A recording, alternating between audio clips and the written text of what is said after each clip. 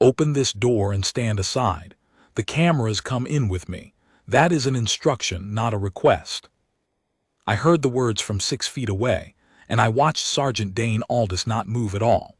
We were posted at the inner doors of the Marsh Wing, the long-stay children's ward of Wexholt House, the fictional royal household I have served for 11 years, and the man giving the instruction was Mr. Corin Vale, the household's new director of public engagement. He had a lanyard, a clipboard, and a crew of 4 behind him with cameras already lifted to their shoulders. What he did not have, and what he had clearly never once considered he might need, was the right to walk a press team through that particular door. I am Corporal Reese Holland. I was the second man on that post, 2 paces to Dane's left, and I am the one who can tell you what happened over the next 3 hours, because I stood close enough to hear every word and disciplined enough to say none of my own. This is the story of an order that should never have been given, and a man who refused it without ever once raising his voice, and of what the whole of Wexholt House did when that refusal was tested. Dane looked straight ahead over Vale's shoulder at the middle distance where a guard's eyes are trained to live. "Sir," he said, "I can't do that." "You can't." Vale repeated it the way men repeat things they have decided are absurd. He half-turned to the crew, including them in his disbelief, and the lens of the lead camera swung with him, a small red light blinking awake. "Soldier, do you know who arranged this visit? Do you know whose calendar this is on? This is a sanctioned engagement. 30 seconds of footage inside, the families wave, we cut, we go. Children love a camera, it's good for them. It's good for the ward. Now open the door." I have stood a great many posts in 11 years, and I have learned to read a man's certainty the way you read weather. Vale was not cruel. That is the part people get wrong when they hear this story later. They want a villain, and he wasn't one. He was something more ordinary and, in that corridor, more dangerous. A man so sure he was doing good that he had stopped checking whether he was allowed. Behind the inner door, 12 children were sleeping, or trying to. The Marsh Wing is the ward where the long stays live, the ones whose treatments are measured in months, whose hair is gone, whose parents have learned to fold themselves small into bedside chairs and not leave. There is a line painted on the floor of that corridor, a thin band of brass set into the tile, and the rule of that line is the first thing a guard on the Marsh post is taught. Nothing crosses it that the families have not agreed to by name in advance. No exceptions, not for rank, not for the household. The line was put there, I was told, after the old dowager herself stood on it and said the children were patients first and a backdrop never. "Sir," Dane said again, and his voice did not change by a single degree, "the families on this ward signed a privacy schedule. There is no media clearance on it for today. I have the schedule. I read it at the start of my watch.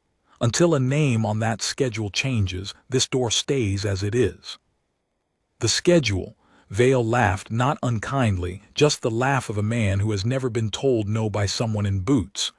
"I am the schedule, Sergeant. I write the schedule. Step aside." The red light on the camera blinked. The crew shifted their weight, sensing footage, and Dane Aldous did the single most disciplined thing I have ever watched a man do: nothing. He stood. His rifle stayed at his shoulder but grounded, muzzle to the ceiling. His eyes stayed forward. His face gave Vale nothing to push against, no anger to provoke, no fear to exploit, no flicker of the doubt the man was trying to plant. He simply remained exactly what he had been a moment before, the thing in the doorway that would not move. That is the whole secret of the post if you want to know it. The crowd thinks the stillness is for show. It is not. The stillness is a wall, and a wall does not argue. Vale's smile thinned. He had expected the uniform to be ceremony, a painted soldier, a tourist's photograph, a thing that came to life only to march. He was discovering in real time that the ceremony was real. "I'll have your post for this," he said, quieter now, which is how I knew he'd felt the wall. "I'll have your name." "Corporal," Dane said without turning his head. "Give the director the sergeant's name and number and mine. Both, spelled out. I gave them full names, service numbers, the watch we stood. I have never enjoyed anything quite so much as reciting my own details to a man who thought he was threatening me with them. Vale wrote them down. Then he made the call I think he'd intended to make all along. He lifted his phone, turned his back to us, and rang upstairs. To the household. To someone with the authority to put 2 guardsmen on a charge and walk his cameras through the door himself. And here is where most men's nerve would have started to go. Because the truth is, Dane and I did not actually know what would come down that corridor when the call connected. We knew the rule. We knew the brass line. We did not know whether the house above us would back a sergeant who told a director no, or whether by morning we'd both be off the roster with a black mark, and the cameras would have had their 30 seconds anyway. A rule is only as strong as the people who answer the phone. I will tell you what I felt, standing there, because behind that unmoving face I was a long way from calm. I felt the old, cold arithmetic of the disciplined man. I had done the right thing, and the right thing might cost me everything, and the doing of it did not depend on the cost. That is the arithmetic they drill into you until it stops being a thought and becomes a spine. You hold the line. You let the line hold you. Vale spoke into the phone in a low, urgent voice words like asterisk obstruction and insubordination and the optics of this. Then he listened. Then he turned around and his face had changed in a way I did not expect. The certainty was still there, but under it, for the first time, was the first thin crack of a man who has just been told to wait. "Someone is coming down," he said. "We'll see how committed you are to your little brass line when it's an order from the top of this house." "Yes, sir," Dane said. The crew lowered their cameras, uncertain. One of them, a young woman with a sound rig and a careful face, glanced at the brass line on the floor, then at the closed door, then at Dane, and I watched her work something out that her director hadn't. She took one quiet step back from the line, just one, but I saw it. While we waited, Vale did not. He could not bear an empty minute, and so he filled it the way men like him fill everything, by selling. He turned to the crew and began in a low, confident murmur to set his shot for when the door opened.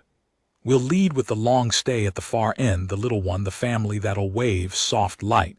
No faces we don't clear, very tasteful, very warm. 30 seconds. We're not monsters." He said we're not monsters the way a man says it when some part of him has begun to wonder. Get the establishing of the door first, the soldier, the bearskin, that's the image that sells the whole piece, the discipline and the children, the crown that cares. He glanced at Dane almost fondly. "You'll be famous, Sergeant. People will love you.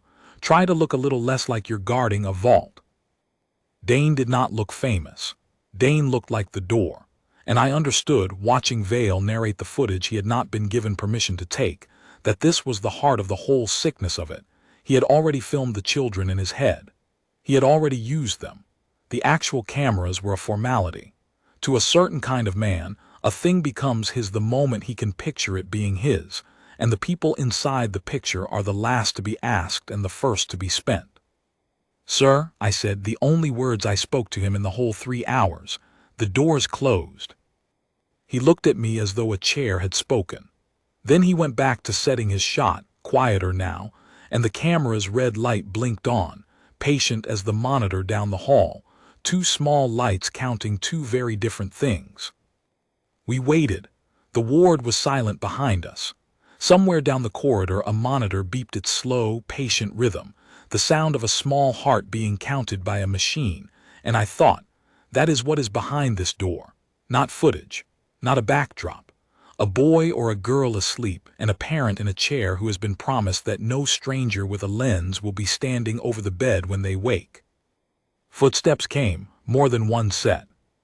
They came fast, and they came hard, and I could not yet tell whose they were, or whether, when they arrived, the wall in the doorway would still be standing or finally be ordered down. The first man around the corner was not from the household at all. He was Captain Ivor Selden, our own duty officer for the wing, summoned by the desk nurse who had heard raised voices and known exactly what they meant. Selden took in the scene in one sweep: the crew, the cameras, the brass line, Vale with his phone, my sergeant immovable in the door, and his face went to the flat, careful blank of an officer who has decided to be very precise about everything for the next little while. "Director Vale," Selden said, "I'm the duty officer for the Marsh Wing." "What's the difficulty?" "The difficulty," Vale said, "is that your sergeant has decided he runs the household's communications. I have a sanctioned visit, a crew of professionals, and a closed door.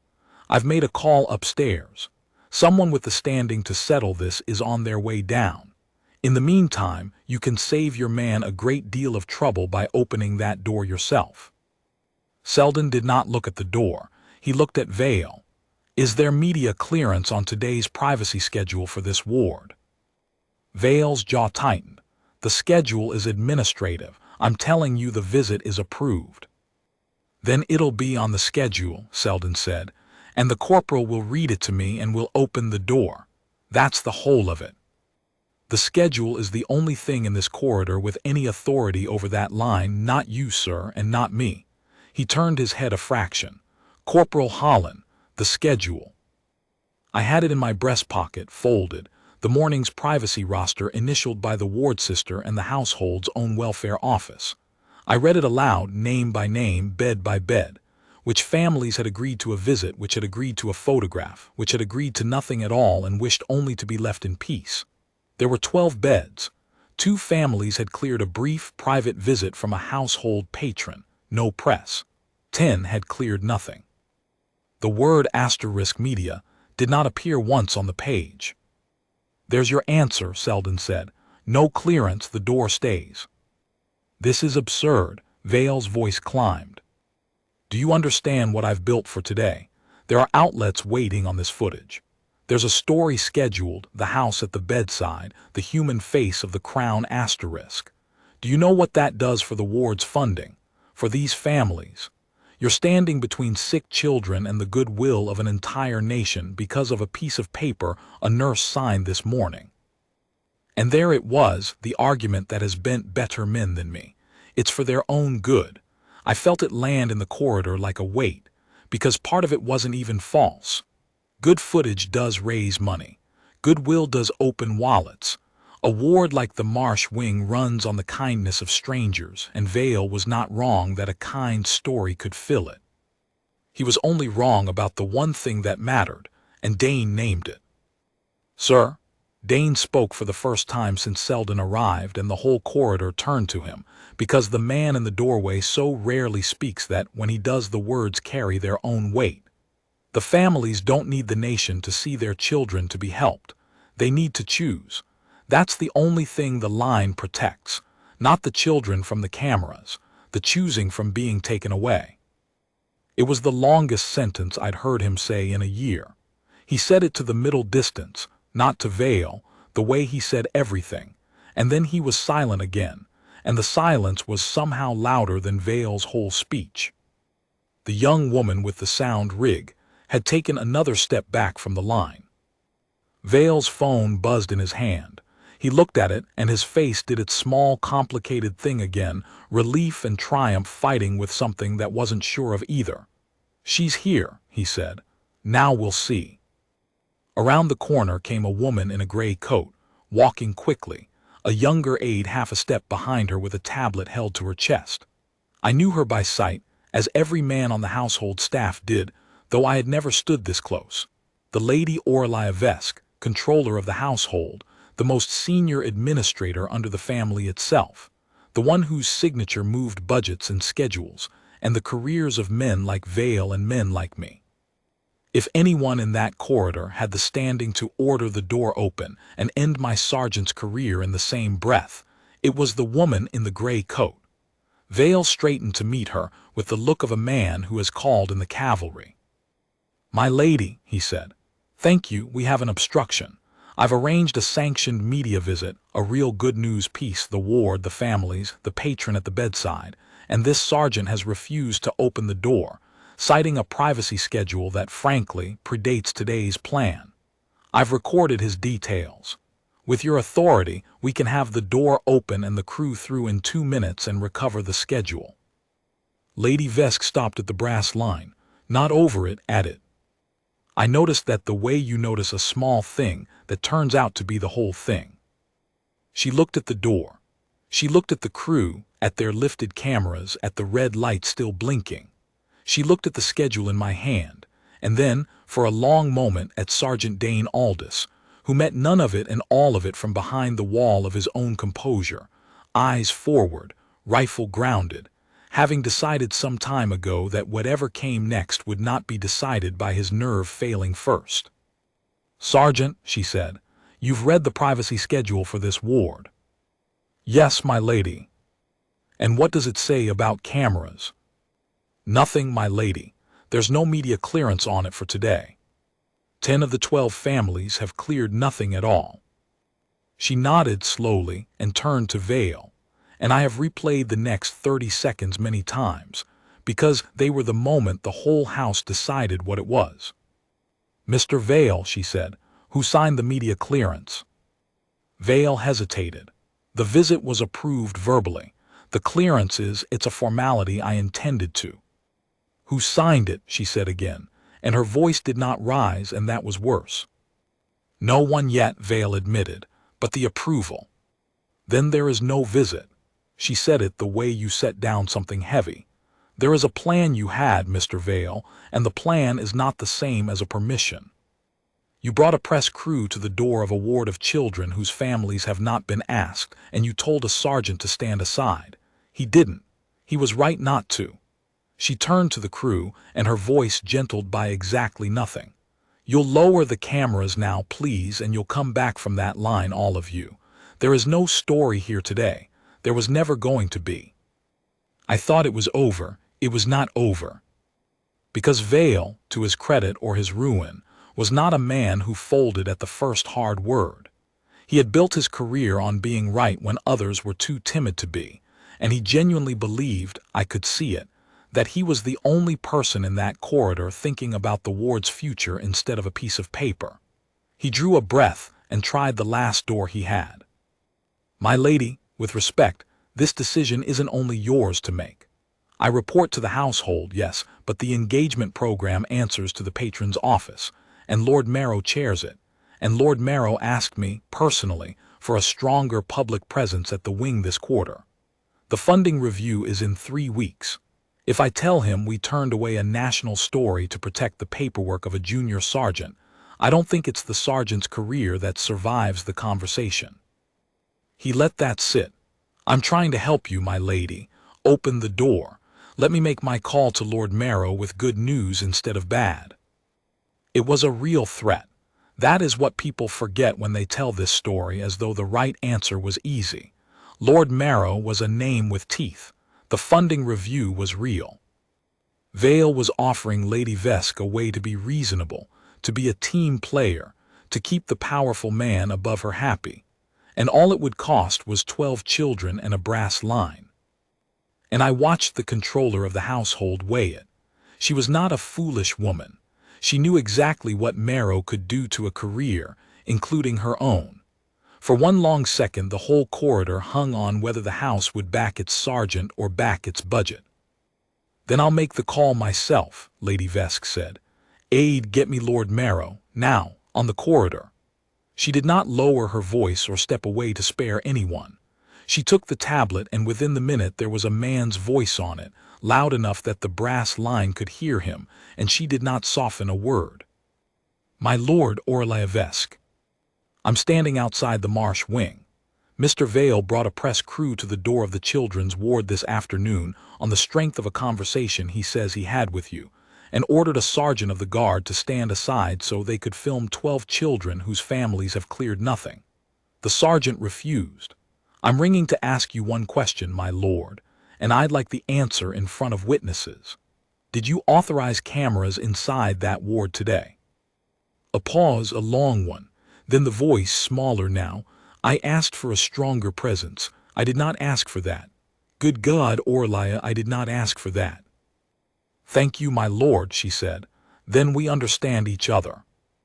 There'll be no story today, and there'll be a word about Mr. Vale's understanding of the difference between a presence and an intrusion. I'll send a note." She ended the call and handed the tablet back to the aide, and the corridor was very quiet, and Corin Vale looked, for the first time, like a man standing on a floor that had moved. That was the system rallying, not soldiers, not a convoy, not anything you could film. It was a woman in a gray coat who chose her sergeant over her own comfort, and a man at the top of the program who, when the question was put to him plainly, would not own the thing that had been done in his name. The House, asked what it was, had answered, and the answer ran the same direction as the brass line on the floor. But the moment that broke the matter open, the one that ended it not in policy but in the heart, the one I still see when I close my eyes, came from a door none of us were watching. Halfway down the corridor, the door to the family room had opened. A man stood in it, middle-aged, gray at the temples, in the rumpled clothes of someone who has slept in a chair for a week. He was the father of the boy in bed 9, a long-stay child, one of the 10 whose family had cleared nothing. He had heard the voices. He had come to see what was happening at the door of the ward where his son was sleeping. He looked at the cameras. He looked at the crew. He understood it all in about 2 seconds, the way frightened parents understand things, and his face did something I will not forget, a flinch, and then a hardening, the look of a man bracing to fight strangers for the last small territory he had left to protect. And then he looked at the doorway, and he saw Sergeant Dane Aldous standing in it with his rifle grounded and his eyes forward, exactly where Dane had been standing for the whole of it, between the lenses and the beds, and I watched the father understand the second thing. That the man in the doorway had not moved, that the man in the doorway had refused an order and a director and the weight of a powerful name. That the man in the doorway had been holding his son's door shut against all of it before the father had even known there was a door to hold. The father did not say anything for a moment. Then he crossed the corridor slowly, on tired legs, and he stopped in front of my sergeant and he put out his hand, and his voice broke on the first word. "You didn't let them in," he said. I was asleep in there. I'd have woken up to a camera over his bed, and nobody asked me. Nobody asked me. His hand was shaking. "You didn't let them in." Dane Aldous is not permitted on post to shake a hand. He cannot break the position, cannot lower the rifle, cannot turn the shoulders. The whole of his oath is that he is a fixed point. And I watched him keep that oath and answer the man at the same time, in the only inch the post allowed him. His eyes came down off the middle distance level onto the father's face. The first time in the whole encounter he had looked any living man in the eye, and he held them there, and he gave the smallest nod a man can give and still mean it with his entire life. "No, sir," Dane said quietly. "I didn't." The father's shoulders came down. He stood there a second longer, then he nodded back, one tired father to one immovable soldier, and he went back into the family room to sit with his son, and the door closed, and the brass line was a brass line again, holding the only thing it had ever been put there to hold. Lady Vesk had watched the whole of it. When the family room door clicked shut, she turned to the crew with the air of a woman closing a meeting. "You'll pack up now," she said. "You came in good faith, I expect, on bad instructions. There's no fault in you. But you'll understand there's nothing here for you, and there was never going to be." Then, to the woman with the sound rig, who had by now retreated a clear yard from the line and was already coiling her cable, she added more gently, "Thank you. I saw you step back." The woman flushed. "I've got a niece on a ward like this one," she said. "Different city. I kept thinking, if someone walked a camera in over her bed while my sister was asleep in the chair, she didn't finish it. She didn't have to. She slung the rig over her shoulder and was the first of the crew out of the corridor, and she did not look back at her director." That left Vale. He stood by the wall with his clipboard hanging from one hand, the certainty finally gone out of him, replaced by the specific stillness of a man recalculating everything at once. He had come down that corridor sure he was the hero of the afternoon, the one who'd thought about funding when everyone else thought about paperwork. He was leaving it as the man who had to be told, by a sergeant and a controller and a frightened father, what a children's ward was for. "My lady," he started, "I want it on the record that my intention—" "Your intention isn't the question, Mr. Vale," Lady Vesk said, not unkindly, which was somehow the hardest part. "I don't doubt you meant the ward well. A great many doors are opened with good intentions by people who never ask the families behind them. The question was never what you wanted. It was who got to decide. And on this ward the families decide and the schedule records it and the guard holds the line until it does. That's not paperwork. That's the whole of the dignity we have to offer people who have had nearly everything else taken from them. Today you forgot it and these two men remembered it for you. I'd suggest you make a long study of the difference before the funding review." She let that land. "Come upstairs. We'll write the apologies the families are owed for the disturbance, and we'll redraft your engagement plan so this can't happen by accident again." It was mercy of a sort. She was going to let him keep working under correction, with the lesson carved in, rather than make a casualty of him. I have thought since that this was the most royal thing in the whole afternoon, not the refusal, but the refusal joined to mercy. The house held its line and did not destroy the man who tested it. That is harder than either alone. Vale went. At the corner he stopped and turned back, and for a moment I thought he had one more argument in him. But he only looked at Dane, really looked, the way you look at a thing you misjudged, and he said stiffly, "Sergeant, I had your name down for a charge. I'll be striking it out." Then he was gone, and the corridor was ours again. When the footsteps had faded, Captain Selden let out a slow breath and allowed himself, for half a second, to be a human being instead of an officer. "Well held, Sergeant," he said. "Both of you." Then he was the duty officer again, and he went to brief the ward sister, and Dane and I stood our post in the quiet, and the slow, patient beeping of the monitor down the hall went on counting the small heart it had been counting all along, indifferent to all of us, which is exactly as it should be. I want to tell you why Dane Aldous held that door the way he did, because it is not a thing he would ever tell you himself, and a man should not be a wall to the people who'd understand him. I learned it later in pieces, the way you learn anything true about a guardsman, never from him. Before Wexholt House, before the bearskin and the brass, Dane Aldous had spent 4 years in a field medical unit, the men who go where the worst things happen and bring people back from the edge of them. He had carried children out of places I will not describe in a story meant to honor him. And he had seen, more than once, what happens when a camera arrives at a scene of suffering before consent does, how a person at the lowest moment of their life becomes, without ever agreeing to it, an image for strangers to feel something about over breakfast and forget by lunch.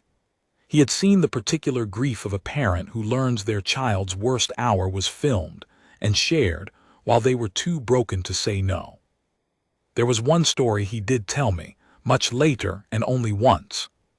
A boy he had carried out of a bad place, alive, against the odds, and a stranger with a lens who got to the gate before the family did, and ran the image everywhere before the mother had even been found and told. By the time she learned her son was alive, half the world had already seen the worst photograph of her life and decided how to feel about it. She wasn't grateful he lived, Dane said. Not first. First she was ashamed in front of everyone of the thing that had been done to her that she never agreed to. They took the one thing she had left, which was the right to find out in private and feel it in private. Nobody asked her. They never ask. That's the whole of it, Reese. They never ask, and then it's gone and you can't give it back. He did not raise his voice when he told me. He never did, but I understood after that the brass line was not an abstraction to him. It had a face. So when Dane Aldous took the marsh post, he did not see ceremony. He saw the brass line, and he understood it in his bones in a way Vale, for all his good intentions, never could. The line was not bureaucracy. The line was the difference between a patient and a backdrop, between a family and a content opportunity, between a child who is a person and a child who is a photograph. The line was the last thing a guard could hold for people who had run out of things to hold. And the worst of it, the thing Vale never grasped, was that the people the line protects can almost never defend it themselves. They are asleep in a chair. They are too sick, too frightened, too far past the end of their strength to stand in a doorway and say no to a man with a lanyard. So someone has to stand it for them. That is what the guard is, not the ceremony of the house. The no the family is too tired to say. I asked him once, only once off duty, when the wall was down, why he never argued with Vale. Why he let the man's whole speech go past him without a word of rebuttal, when the rebuttal was so clearly his to make. Because a wall doesn't argue, he said. If I argue, I'm a man with an opinion, and a man with an opinion can be out-talked. He was a better talker than me. He'd have won every word. He turned the cup in his hands. But I wasn't there to win words. I was there to hold the door. And the door doesn't have an opinion. It's either open or it's shut. I just had to make sure it stayed shut until the right person opened it. Turns out the right person came down in a gray coat. He almost smiled. Took her about 90 seconds to do what I'd been doing for an hour, but she had the keys and I only had the door. Both jobs needed doing. That is the truest thing I know about the post, and Dane Aldous said it better than I ever could. The guard cannot fix the funding review. The guard cannot ring Lord Marrow. The guard cannot redraft the engagement plan or write the families their apology. The guard has exactly one power, and it is the smallest and the largest power in the whole house. To be the thing that does not move until the right person, with the right authority on the record, moves it. To hold the door. To let the system catch up to what's right. And on a long afternoon in the Marsh Wing, the system did catch up, but only because the door had held long enough for it to. The afternoon did not end at the door.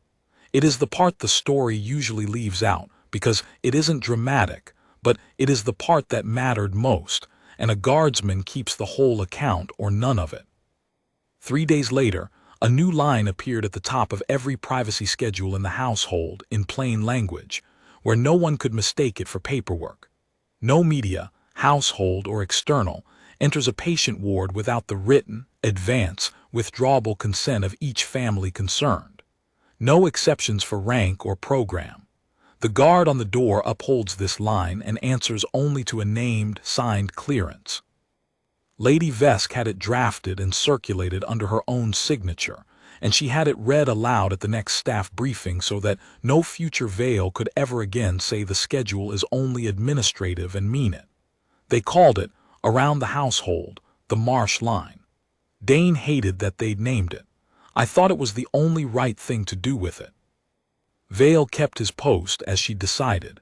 He came back to the wing the following week, without a crew, without a clipboard, without an agenda, and he asked the ward sister quietly what the families actually needed.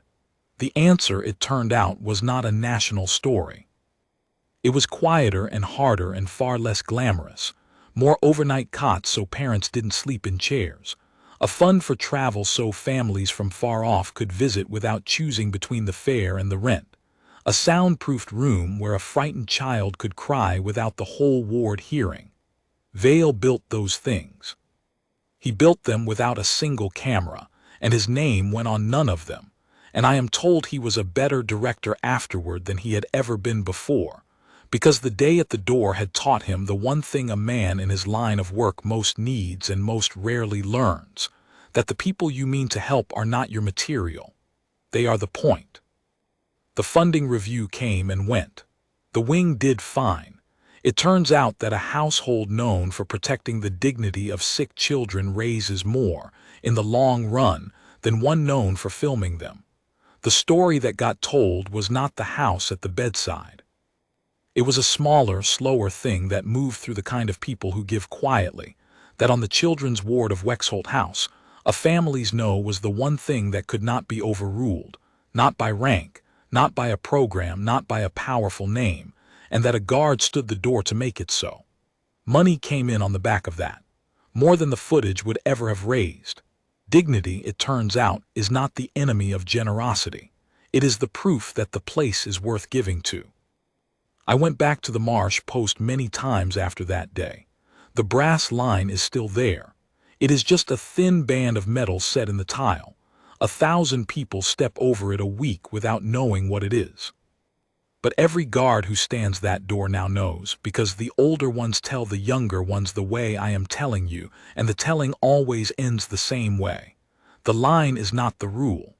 The line is the family's no, made into something a stranger has to walk through a soldier to break. So don't let them break it. Hold the door. There is one more thing, and then I am done. Some weeks later, the boy in bed 9 went home. He got better, not all of them do, and it is a mercy I do not take lightly that this one did. On the morning he was discharged, his father walked him down the long corridor, the boy in slippers and a coat too big for him, thin and grinning the careful grin of a child who has been very ill and is, for the first time in a long time, going out a door instead of being kept behind one. They passed the marsh post. Dane was on it. The boy stopped, looked up at the tall, still soldier with the bearskin and the rifle and the eyes forward, and did the thing children do.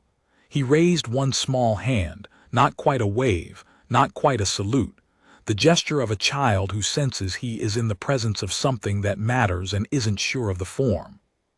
And Dane Aldous, who would not shake a director's hand or break his position for a powerful name or move 1 inch off his oath for the weight of the whole house, Dane brought his white-gloved hand up off the rifle, slow and exact, and returned the boy's small salute.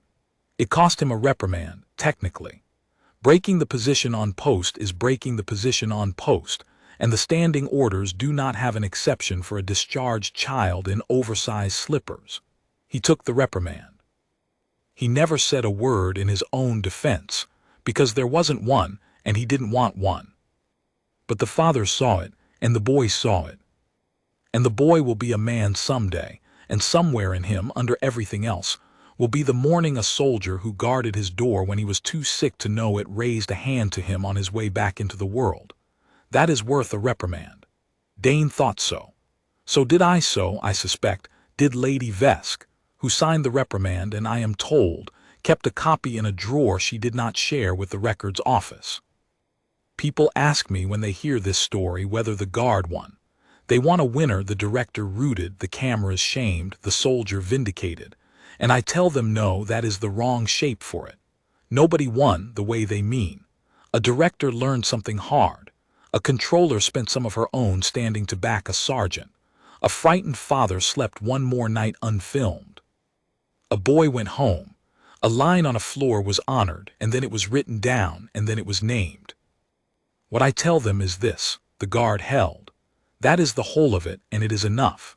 He stood in a doorway and refused an order he should never have been given, and he held the door not with force, not with argument, not with anything he could have lost a contest of, but with the one thing no one could take from him, which was that he would not move until the right hand opened it. He held the door long enough for the house above him to remember what it was. And the children behind that door never knew there had been a battle at it at all. That is the post. That is the whole of the post. You stand still so that someone smaller than you can rest. You hold the door so that a stranger has to come through a soldier to take what little is left. And when the order comes that you cannot obey, you do not argue and you do not yield. You simply remain. Exactly what you have always been, the thing in the doorway that will not move until the right person comes down the corridor and opens it, or until they tell you on the record in front of witnesses that the door was never theirs to open after all. The children are not a photo op. They never were, and as long as there is a man like Dane Aldous on the marsh post, no one will ever again forget it at that door.